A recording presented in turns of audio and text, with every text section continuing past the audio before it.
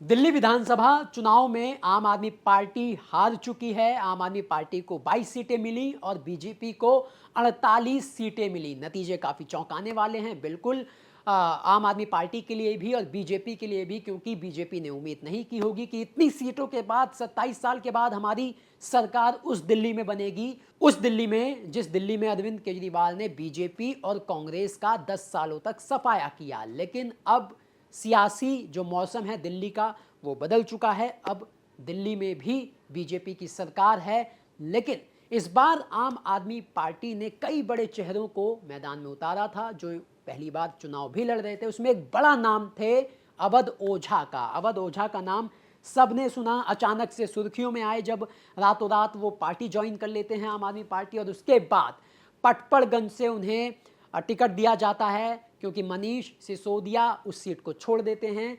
और पटपड़गंज में ओझा साहब का ये हाल हुआ कि उन्हें मिला सिर्फ 45,988 वोट।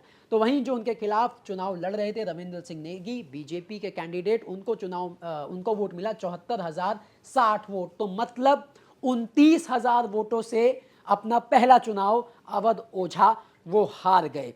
अब अवध ओझा को लेकर सबसे ज़्यादा चर्चा इसलिए भी है क्योंकि इससे पहले कोई पॉलिटिकल पार्टी में वो नहीं थे, टीचर थे, पढ़ाते थे यूपीएससी के स्टूडेंट्स को। अब जब उन्हें लाया गया तो इस बात को लेकर भी चर्चा थी, क्योंकि जब आम आदमी पार्टी की हवा थी तो इस बात को लेकर भी चर्चा थी कि अगर आम आदमी पार्टी की सरकार बनी तो अवध ओझा को एक बड़ा रोल मिल सकता है, शायद शिक्षा के क्षेत्र में एक बड़ा रोल मिल सकता है। लेकिन वो तब होता जब अवध ओझा जीत जाते। लेकिन उनका जो हाल हुआ इसके बारे में भी लोग कयास लगा रहे थे, क्योंकि लोगों का कहना था कि भाई मनीष सिसोदिया ने अपने लिए सेफ सीट जंगपुरा तो ढूंढ ली, लेकिन ओझा साहब जो पहला चुनाव लड़ रहे हैं उन्हें बहुत मुश्किल सीट पर फंसा दिया है।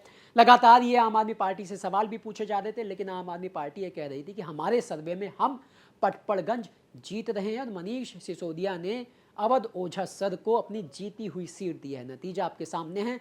अवध ओझा तो 29,000 वोटों से पटपड़गंज हारे ही, साथ ही पटपड़गंज छोड़कर जो सेफ सीट पर जंगपुरा से मनीष सिसोदिया गए, वहां से चुनाव लड़े, मनीष सिसोदिया भी हार गए।